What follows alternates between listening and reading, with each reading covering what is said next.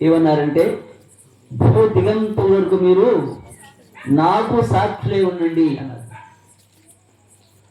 భూ దిగంతం వరకు ఎక్కడైనా ఏ స్థలంలో సరే రక్షణ పొందినవారు, దేవుని నమ్ముకొని మారుమనసు పొందిన వారు సాక్ష్యాలు ఇచ్చేవారు ఉండాలి.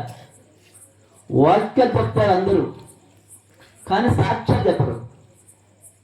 యేసు అంటే సాక్షులే అన్నాడు. సాక్ష్యము ప్రాముఖ్యమైంది. రక్షణ పొందిన ప్రతి ఒక్కరూ సాక్షి చెప్పేవారుగా ఉండాలి. కనుక ఎన్నట జీవితంలో దేవుడు గొప్ప మేలు చేశాడు. ఒకప్పుడు ఎలా ఉన్నాడు? పాపిగా జీవించాడు. ఇప్పుడు ఎలా ఉన్నాడు? పరిశుద్ధంగా జీవిస్తున్నాడు. దీనికి కారణం ఎవరు? దేవుడే కారణం.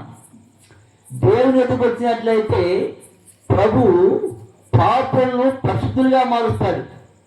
అర్థమైందా? ఏం చేస్తాడు ఆయన? పాపులను పరిశుద్ధులుగా మారుస్తాడు. ఉదాహరణకు రైస్ మిల్ అనుకోండి. రైస్ మిల్లో మనము ధాన్యం పోస్తాం. ఏమవుతుంది? పొట్టు పోతుంది, రైస్ వచ్చేస్తాయి. అట్లాగే ప్రభు నమ్ముకున్నప్పుడు ఏంటంటే ప్రభు నీలో ఉన్న పాప పొట్టు తీసేస్తాడు. గట్టిపడతావు, దేవుళ్ళు మంచిగా ఉంటావు అంతే.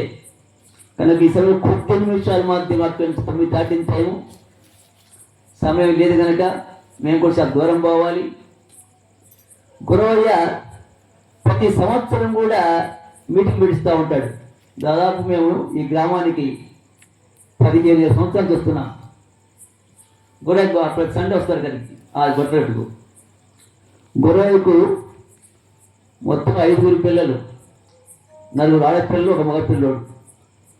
కుటుంబం భారమైంది. అయినా భారమైన ఏదైనా కానీ దేవుని మాటలు గట్టి పట్టుకుంటాడు. దేవుని వదులుకోడు. దేవుడు అన్నీ చూసుకుంటున్నాడు, తన భారం అంతా. నేను చెప్పా దినాల్లో, గురవయ్య 2 పిల్లలకు ఆపజీవించని చెప్పాను. ఆ దినాల్లో చెప్తానో లేదన్నా, అమ్మ నాయన ఒప్పుకోవటం లేదు, మొక్కుడుగా ఉన్నారు. మొక్కుడుకు చూశారు. మళ్ళీ వస్తుంది తింటే ఆడపిల్లలు, మళ్ళీ లాస్ట్ మొక్కుడు చూసారా. కానీ ఏదేమైనప్పటికీ కూడా గురవయ్య దేవుల్లో కొనసాగుతున్నాడు, దైవమా నడుచుకుంటా ఉన్నాడు.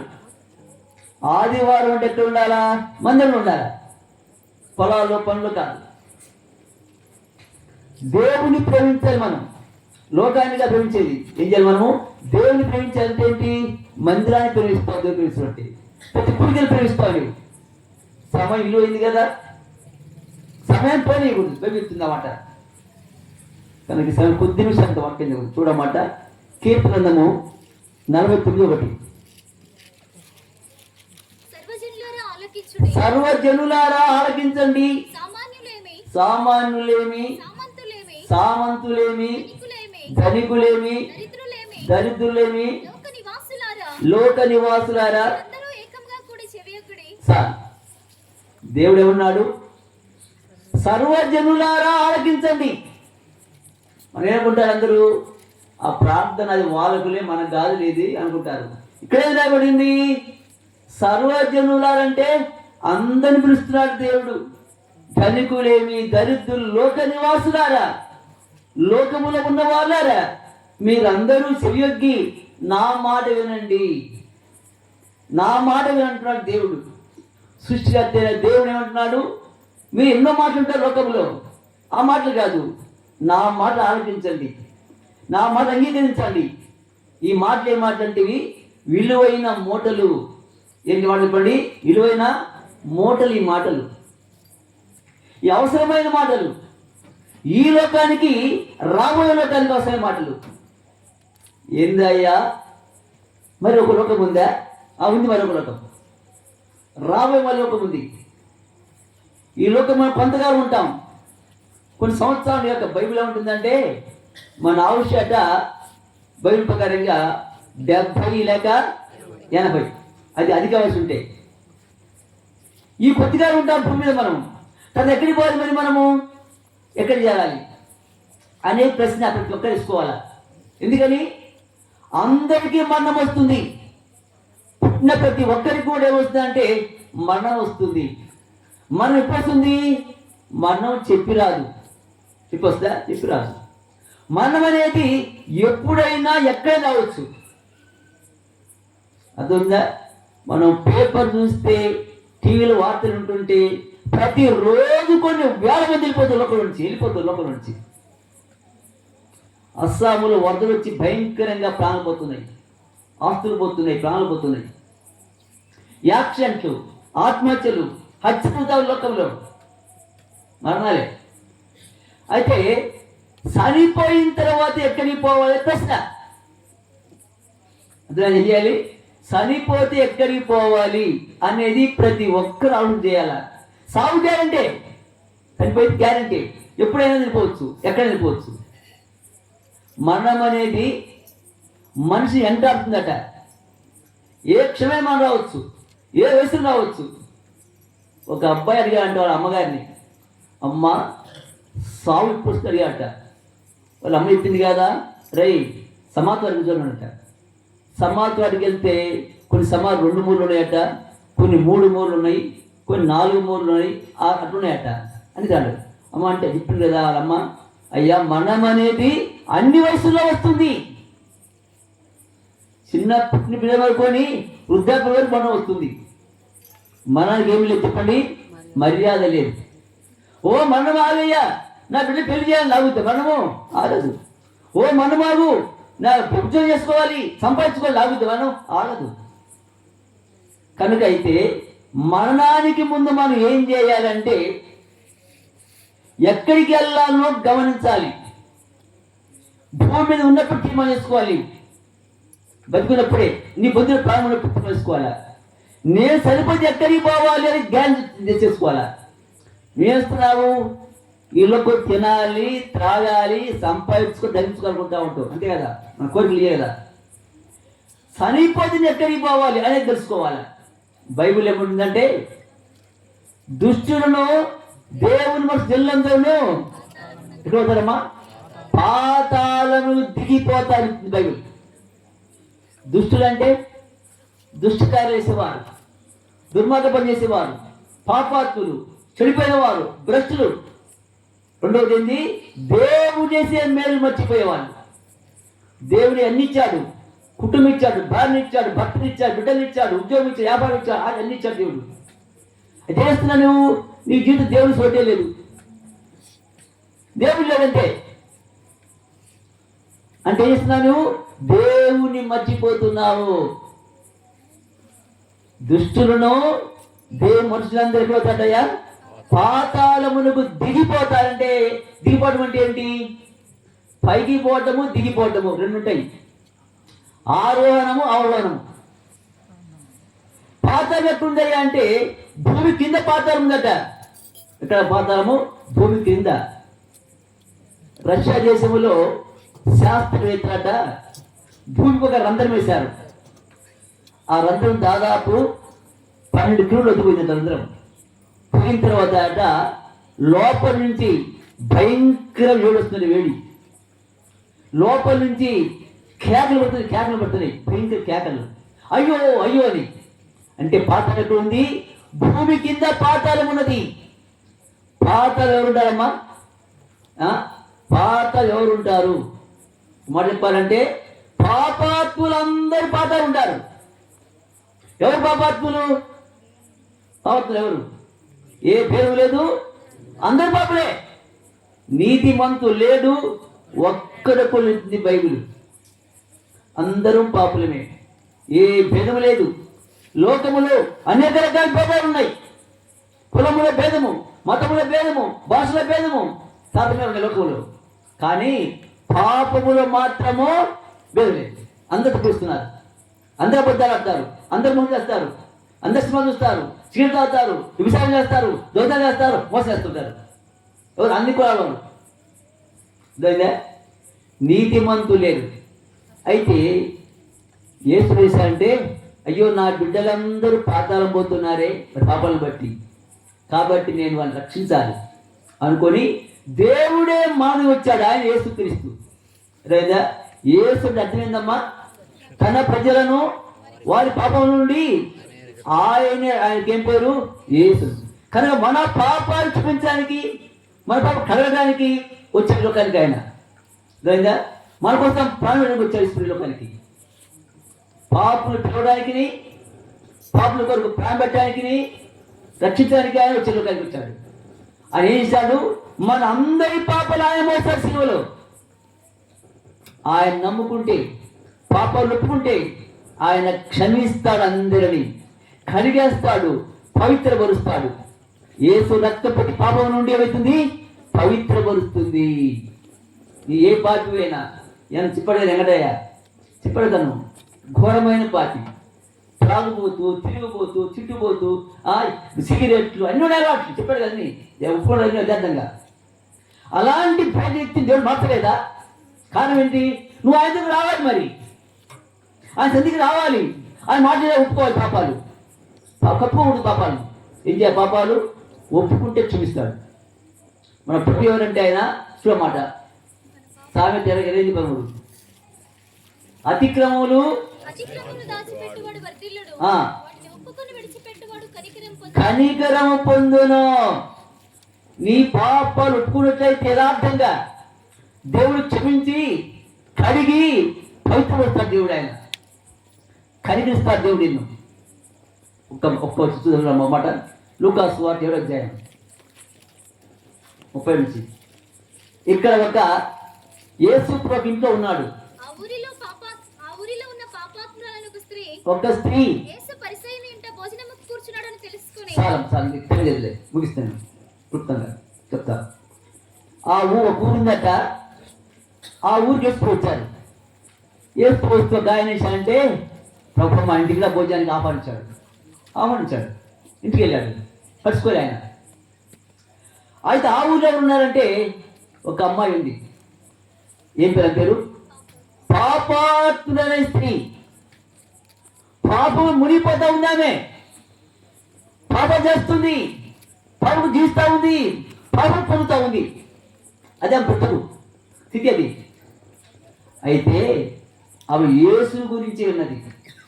యేసు ఎందుకు వచ్చినట్టయితే నా పాపాలు చూస్తాడు, నా జీవితాన్ని మారుస్తాడు అనుకొని యేసయ్య దగ్గరికి వచ్చింది. ఆమె ఒక ఇంట్లో ఉంటే వస్తువు చూరకు రాలే, ఒక అత్తడి తీసుకొచ్చింది. వచ్చి కూర్చున్నాడు. నిలబడి ఆమె ఏడుస్తూ ఉంది. ఎవరేమన్నాను? ఎవరేమన్నారామాను? ఎందుకు అడుస్తుంది? మరి ఎందుకు అడుస్తుంది చెప్పండి. తన పాపాల విషయమై పశ్చాత్తపడి ఏడుస్తూ ఉంది, దుఃఖిస్తూ ఉంది, నలిగిపోతా ఉంది. అయ్యో నేను తప్పు చేశానే, తెలియక.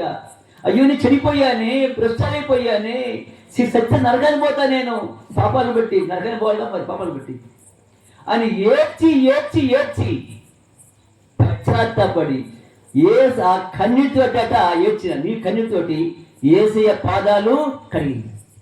కలగలతోటి పాదాలను చూసి పాదాలు ముద్దు పెట్టుకుంటా ఉంది. అత్తరు కూడా వచ్చింది. సోమ వచ్చింది ఇల్లంతా. ప్రభు చూశాడు. చూసి అమ్మా నీ పాపాలు నేను క్షమిస్తున్నాను అన్నాడు. ఏమన్నా ఇవ్వండి, నీ పాపాలు నేను చూస్తున్నాను. ఇక్కడ పాపం చేసి తల్లి సమాధానం కలిగిగా నెమ్మది ఇంకేం పనులు నీ పాలు చూపిస్తున్నా. చూసారా? ఏసేలాంటి ఆయన నువ్వు ఒప్పుకున్నట్లయితే ఎంత ఘోర పాపాత్తున్నా సరే యేసు క్షమిస్తాడో. యేసే మన కోసం ప్రాణం పెట్టాడు, రక్తం కార్చాడు, కడిగేస్తాడు, పవిత్రపరుస్తాడు. అదేవిధంగా పరిశుద్ధులుగా తీర్పు ఆయన పాపాత్ములు ఏమైంది? పరిశుద్ధురాలుగా మార్చబడింది. ప్రియమైన వాళ్ళారా, పాపాలు క్షమించాడు యేసు ప్రభు. జీవితం మార్చబడింది. ఆ నరకటం తెప్పింది ఆయనకు. ఇప్పుడు ఎవరమే? పరిశుద్ధురాలు. ఇప్పుడు చనిపోకపోతే పరలోకానికి వెళ్ళిపోతుంది. భూమి మీద ఉన్నప్పుడు నీ పాపాలు పోగొట్టుకోవాలి సోదరుడా. నీ కడగబడాలి పాపాలు యథార్థంగా క్షమించబడాలి, జీవితం మార్చబడాలి. పరిశుద్ధులు పరలోకం పోతారు, పాపులు పాతాలు పోతారు. మరి నువ్వెవరి? నా పాయింట్, మరి నువ్వెవరి? నువ్వు పరిశుద్ధులుగా మార్చబడ్డావా? పరిశుద్ధులుగా మార్చబడ్డావా? ఇంకా పాపం కొనసాగుతున్నావా? చర్చికి వెళ్తున్నా అంటే లాభం లేదు. పాల్పడుతూ లాభం లేదు, ఏమీ లాభం లేదు. జీవితం మారి కూడా చూసే దేవుడు. నీ జీవితం మారిందా?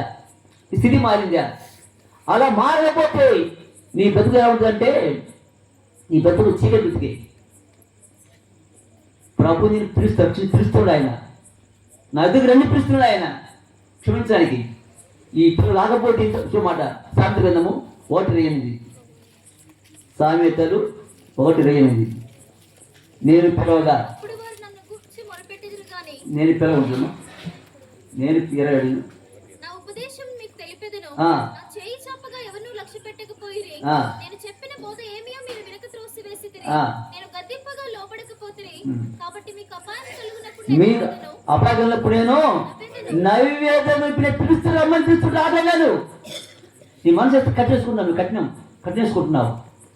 కొంత దేవుడుకుంటారంటే పాపలు ఎప్పుడు వేసాను కదా, ఇప్పుడు కొట్టుకోవాలి నేను గతం కదా జరిగిపోయినప్పుడు. నీ పాప లిస్ట్ దేవుని దగ్గర, లిస్ట్ ఉంటుంది ఆయన దగ్గర, రికార్డ్ చేస్తారు, అన్ని రికార్డే, తప్పించుకోలేవు. ఇది నా లెక్క పడినా కానీ సీసీ కెమెరా పడుతుంది కదా, రికార్డ్ అయిపోతుంది ఇక్కడ. అట్లాగే నీ పాపాలను దేవుడు రికార్డ్ అయిపోయింది కంప్యూటర్లో, దేవుడు కంప్యూటర్ రికార్డ్ అయిపోయింది, తెలుసుకోలేవు. నీకు తీర్పు దేవుడు పెడతాడు దేవుడు నిన్ను. దానికి ఏం చేయాలి? ఇప్పుడు సమర్పిస్తుంది ఆయన. వచ్చేది ప్రభు ఒప్పుకున్నట్లయితే ప్రభు క్షమిస్తాడు, కడిగేస్తాడు ఆయన, ఎత్తుపడతాడు. కానీ ఎంతకాలం దేవుని దూరం ఉంటావు? ఎంతగా పాపం కప్పుకొని ఉంటావు నీవు? అర్థమైందా? ఒప్పుకొని ఏం చేయాలి? విడిచిపెట్టాలి, కడుక్కోవాలి. కడబడ్డావు నీవు. ప్రభు నేను కోసం ప్రాణం పెట్టి కొనుక్కున్నాను నేను, అర్థమైందా? కానీ ఎంతకాలం ఇంతగా ఉంటావు? ఇంకా అనేక అనుకుంటే ఇది మంది కాదురా ఇది అనుకుంటా ఉంటారు. ఇది ఒక మతం అనుకుంటా ఉంటారు కొందరు. మతం కాదండి, ఇది మార్గం. ఇది మార్గం. ఇది అనేక మంది ఏమనుకుంటే మతం అనుకుంటా. మతం కానీ కాదు. మతం వస్తారా? బ్రాహ్మణులు వచ్చారండి, చర్చిగా అనేక కూడా వచ్చారు. మార్గంలోకి వస్తున్నారు వాళ్ళు, మతంలోకి కాదు. ఇది పరిశుద్ధ మార్గము, నీతి మార్గము, సత్య మార్గము, యథార్థ మార్గము, పరలోక మార్గం. ఇది ఈ మార్గం వస్తావా నీవు? సోదరుడా, ప్రభు చెప్పమని చెప్తున్నాను అంతే, మరేం లేదు. నీచుగా వాటి ముగిస్తుందంట. యెషయా 65:2 తమ ఆలోచనలు అనుసరించి చెడు మార్గం నడుచుకొనుచు ప్రజల వైపు దినమంతయు నా చేతులు చాపుచున్నాను. దినమంతా నా చేతులు తమ ఆలోచనలు అనుసరించి చెడు మార్గంలో పోతావు. ఇంకా అనేక మంది చెడు అలవాట్లు బానిసైపోయారు. ప్రభు అట కుమార్తె అనేట ఆయన చేతులు సాగుతూ ఉన్నాడట. ఆయన రమ్మని పిలుస్తున్నాడు. ఎప్పుడంట? దినమంతా నా చేతులు నేను దినకి ఎన్ని గంటలు? 20 గంటలు. దేవుడు నీ కొరకు 24 గంటలు చేతులు ఆపుతున్నాడు. సహోదరుడా, అస్తలేకి వస్తావా? నేను రానని ఇప్పుడు అంటావా? తోసేస్తావా? తప్పించుకోలేవు. ఇది ఇప్పుడు వాసేయచ్చు. నీవు చనిపోయిన తర్వాత, పాతాళం పోయిన తర్వాత, అగ్నిమం పోయిన తర్వాత పోడుస్తావు కదా, కేకలేస్తావు. అగ్నిముండం చేస్తావు, నువ్వు కేకలేస్తావు. శరీరం అట్లయిపోతుంది, ఆత్మ సాగులేదు. పాతాళ అగ్నిగుండంలో కేకలేస్తా ఉంటారు, అయ్యో అయ్యో అని. ఉదాన్ని పూజిస్తా. ఉదాన్ని చెప్పేసేస్తా అనుకుంటా. ఒక పోలీసు భార్య పిల్లలు ఉన్నారు. ఈ పోలీసు ఆయన భార్య పిల్లలతో చర్చికి వెళ్తారు. పిల్లలు తల్లి భర్త రాడు, పోలీసు కదా రాడు. చర్చి ఒక ఇప్పుడు పాస్టర్ గారు ఏం చెప్పారంటే, కుటుంబం అంతా రక్షణ పొందిన కుటుంబం అయితే భూలోకిలో కలిసి ఉన్నారో చనిపోయి పనులకు కలుసుకుంటారు కుటుంబం అంతా. కనుక రక్షణ పొందిన వారు కుటుంబం అంతా రక్షించుకోవాలి, భార్యను రక్షణ చెప్తున్నారు. భార్య పేరు భర్తటి ఏమండి పాస్టర్ వాకి చెప్పారండి, భార్య భర్త పిల్లలు అందరూ భూలో కలిసి ఉన్నాను. ఇక్కడ మనం చనిపోయిన తర్వాత కూడా పనులకు ఉండాలంటే ఏం చేయాలి? కుటుంబం అంతా రక్షణ పొందని చెప్పాట. భర్త అన్నాడు కదా, ఇప్పుడు నాకు కుదరదు, నేను పోలీసుని కదా, పెట్టాలి కొట్టాలి కుదరదుకున్నాడు. ఇన్నిసార్లు చెప్పినా ఇంకోటి భర్త ఓ రోజంతా ఆయనకు ఒక దర్శనం వచ్చింది. ఏం దర్శనం అంటే, పరలోకం తన భార్య పిల్లలు వెళ్తా ఉండి అక్కడ పెద్ద ఎనుపటి ఉంది. ఆ ఎనుపల దగ్గర దేవదూత అక్కడ ఉండి ఆ భార్య పిల్లలు లోపలికి అయిన తర్వాత గేట్ వేసేస్తే భర్త పోతుండే కదా భార్యతోటి పోతుంటే ఆపారట. గడ్డి అన్నట్టు పోలీసు ఆయన అన్నారు కదా కుదరదయ్యా అన్నట్ట. ఎందుకు నా భార్య పిల్లల మీద కదా అన్నట్ట. నీ భార్య పిల్లలు భూమి మీద ఉన్నప్పుడు వాళ్ళు దేవుని నమ్ముకున్నారు, మనసు మార్చుకున్నారు, పక్షం పొందినారు వాళ్ళు. ఇది పరిశుద్ధ మార్గం, ఇది నీతి మార్గం అని గెంటిచాట. గెంటిస్తే పోయి పాతాలు పడ్డాట. పాతాలు పడి అగ్నిగుండంలో కేకలేస్తా ఉన్నాడు, అయ్యో అయ్యో అయ్యో అని. ఎక్కడుండి చెప్పాలి? ఎక్కడుండి? మంచములో దర్శనం అనేది మంచములో ఉండి కేకలేస్తా ఉంటుంటే భార్య వచ్చి పట్టి ఏంటండి ఏం కేకలేస్తున్నావు? అప్పుడు చేరుకుని చెప్పాడు, ఈ దర్శనం అప్పటిది నాకు దేవుడు చూపించాడు. నరక భయంకరమైన స్థలము, మీ పరలోకం పోయారు, నన్ను ఆపేశారు, దూతలు గెలిచారు, నరగొట్టాను. చెప్పలేదండి నేను, నువ్వు ఇప్పుడే మానవలసి పొందు, ఇప్పుడే సమయం కాదు ఇది. అప్పటికప్పుడే భర్త ఏడ్చి దేవుని దగ్గర పాపాలన్నీ యథార్థకున్నాడు. ప్రభువా, నేను ఘోరమైన పాపిని ప్రభువా, ఎన్నో తప్పులు చేశాను ప్రభువా, ఎన్నో నేరాలు చేశాను ప్రభువా, మోసాలు చేశా, హింసలు చేశా, దొంగతాలు చేశా, అబద్ధాలు రాశా, లంచాలు చేసుకున్న ప్రభువా, నన్ను క్షమించు ప్రభువా అని చెప్పుకున్నాడు. దేవుడు సేకరించాడు, ఒప్పుకున్నాడు. ఇక వారం భార్య పిల్లలందరూ వేశారు, చచ్చిపోతా ఉన్నారు. చూసారా? నా కుటుంబం ఏమైంది? రక్షణ పొందిన కుటుంబము. ప్రియమైన వాడు ఆలోచించు. ఈరోజు మరణం వస్తే నీ పరిస్థితి ఏంటి? పిలుపు వస్తే నీ పరిస్థితి ఏంటి? సిద్ధంగా ఉన్నావా? మరి నీవు రక్షించబడ్డావా? అలా రక్షించబడకపోతే ఈ దినోత్సవం చేసుకో, ఈ దినం ఒప్పుకొని పాపాలు దేవుడు క్షమిస్తాడు. దివాపాలు దీవించినాక ప్రార్థిస్తున్నాం. మరి ఒక ఇద్దరు ప్రార్థన చేస్తారు. సో ఆగస్టుని ప్రార్థన చేస్తాడు. రండి.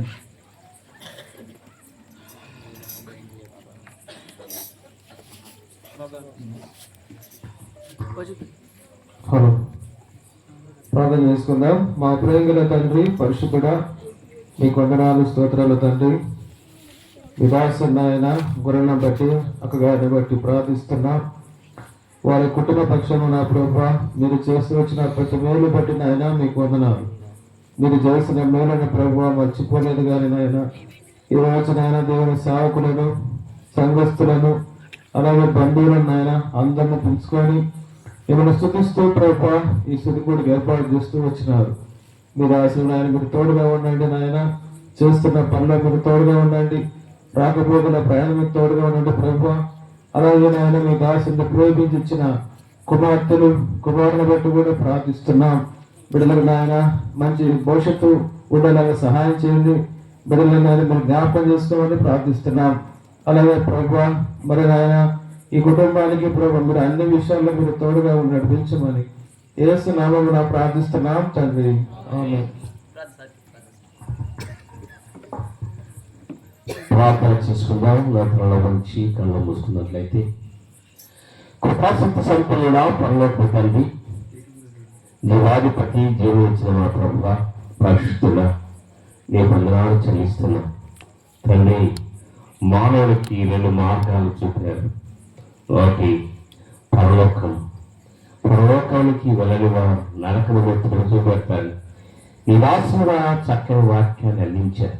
ఇంకా ఎంతకాలము తండ్రి పాపిగా ముసుగు కప్పుకొని పాప జీవితంలో ఉంటున్న వారికి విడుదల విముక్తిని ఇచ్చి ఆ ముసుగును తీసివేసి పరిశుద్ధత అనే ముసుగు ధరించుకుని పరలోకంలో చేరే మార్గాన్ని వారికి నేర్పండి, సహాయం చేయి. నివాసం ద్వారా విన్న వాక్యాన్ని ప్రతి హృదయంలో త్రాగుటకును ఆ హృదయ ఆలోచన కలిగిన వారిగా ఈ లోక యాత్రలో కొనసాగుచు వారు ఏ మార్గంలో వెళ్ళడానికి సిద్ధపాటు కలిగి ఉన్నారు ఆ మార్గాన్ని సరిచేసుకునే దయచేయి. జ్ఞానవంతులుగా తయారు చేయండి, వివేకులుగా, బుద్ధిగల వారిగా, బుద్ధిగల కన్యకలు ఏ విధంగా ప్రభుని వెంబడించారు అలాగే తండ్రి వారు బుద్ధి కలిగి జ్ఞానము కలిగి నీ నామమును ముందుసాగు దయచేయి. ఈ దాసి గొడవలు మీరు ప్రేమించారు, కనికరించారు, కాపాడారు. అన్ని పనిబాట్లు మీరు తోడుగుండి మీ సహాయం అందిస్తూ నడిపిస్తున్నందుకే మీ వందనాలు. ఆయనకి ఇచ్చిన కుమార్తెల కుమారుని బట్టి మీరు ఆశీర్వదించండి. ముందున్న కాలంలో తండ్రి బిడ్డకు సహాయం అందించండి. ఏ కొరత లేకుండా కుటుంబాన్ని మీరు నడిపించి సహాయం చేసి ఆరోగ్యంగా ఉండి పనిచేతుకు శక్తిని బలాన్ని దయచేయండి. ఆ కుటుంబానికి కావాల్సిన ప్రతి దీవెనలు మీరు మీ కుటుంబ బిడ్డకు దయచేయండి. చేరువచ్చిన అందరినీ మీరు దీవించండి. పేరు పేరు మీరు ఆశీర్వదించండి. ఈ రాసు చక్కని వాక్యాన్ని అందించి ఉండగా తండ్రి, వాక్యం ఉన్న ప్రతి హృదయంలో ఆ వాక్యం నాటబడి ఫలించి అభివృద్ధి పొందేందుకు దయచేయండి. అలాగే మీ దాసు తండ్రి పలహారం తెచ్చి ఉండగా పలహారాన్ని దీవించండి. ప్రతి ఒక్కరు కూడా ఆ పలహారం తీసుకుని ఈ నామములో నిన్ను జ్ఞాపకం చేసుకునే దయచేయండి. మీ పరిశుద్ధమైన మార్గాన్ని వారు ఎంచుకునే దయచేయమని, మానవుడు శాశ్వతమైన జీవితం కాదని గుర్తిరిగి ఈ భూలోక ఆశలకు లోటు కాకుండా పరిశుద్ధమైన పరలోకము ఆకలి కొరకు ప్రయాసపడుచు ఈ నామమును కొనసాగటకు లేఖనాల ద్వారా ప్రయాసపడి భారం మోసుకున్న సమస్తమైన వారులారా నా యొక్కకు రండి, విశ్రాంతి మీ కలుగ చేస్తూ చెప్పిన రీతిగా మీ యొద్ద విశ్రాంతి ఉంది, మీ యొద్ద సంతోషం ఉంది, మీ దగ్గర సమాధానం ఉంది, మీ దగ్గర ఐకమత్యం ఉంది. అందరూ కూడా నిమస్తుతిస్తూ నీ నామము మీరు హెచ్చించబడుచు మేము తగ్గించబడి లోబడి జీవించుకుంటున్నాం. అందరూ దయచేయమని మా ప్రభువును మా రక్షకుడైన యేసుక్రీస్తు వారి శ్రేష్టమైన ఉన్నతమైన నామములు అడిగి ప్రార్థిస్తున్నాం మా పరమ తండ్రి. ఆమేన్. ఈ సమయంలో విద్యాపతి సహోదరులు పాడబడతారు. పాడబడినమ్మా.